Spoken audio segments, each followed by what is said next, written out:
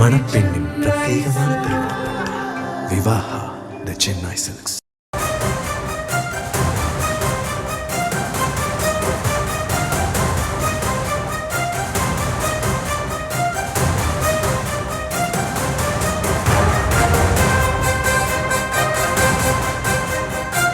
அரசியல் கட்சிகளின் பதிவை தேர்தல் ஆணையம் ரத்து செய்ததற்கு தடை விதிக்க மறுப்பு தெரிவிக்கப்பட்டிருக்கக்கூடியதை அண்மை செய்திகளாக நாம் தற்போது பார்க்கிறோம். விவரங்களை செய்தியாளர் மதியழகன் வழங்க நாம் கேட்கலாம். மதியழகன், நீதிமன்றம் இந்த வழக்குல என்னென்ன விஷயங்களை குறிப்பிட்டிருக்கிறாங்க?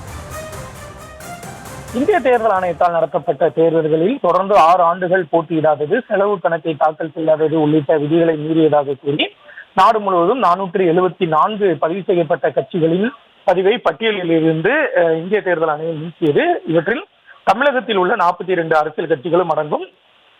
தமிழகத்தில் கொங்கு நாடு மக்கள் தேசிய கட்சி, மனிதநேய மக்கள் கட்சி, தமிழக மக்கள் முன்னேற்ற கழகம், மனிதநேய ஜனநாயக கட்சி, பெருந்தலைவர் மக்கள் கட்சி, சமத்துவ மக்கள் கழகம் உள்ளிட்ட 42 கட்சிகளின் பதிவுகளும் நீக்கப்பட்டன.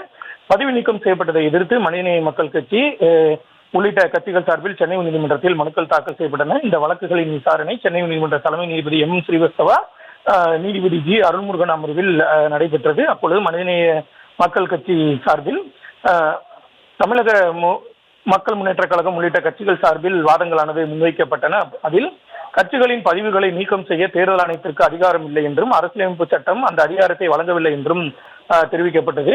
தேர்தல் ஆணையத்தின் இந்த முடிவு அரசியலமைப்பு சட்டத்துக்கு விரோதமானது என்றும் தேர்தல் ஆணையர்கள் இந்த முடிவை எடுக்கவில்லை என்றும் தெரிவிக்கப்பட்டது. நடந்து முடிந்த தேர்தல்களில் இந்த கட்சிகள் கூட்டணி கட்சிகளோடு சேர்ந்து தேர்தலில் பங்கேற்றதாகவும் கட்சிகளின் அங்கீகாரத்தை வேண்டுமானால் தேர்தல் ஆணையம் ரத்து செய்ய முடியும் என்றும் பதிவு நீக்கத்தை ரத்து செய்ய முடியாது என்றும் வாதிடப்பட்டது.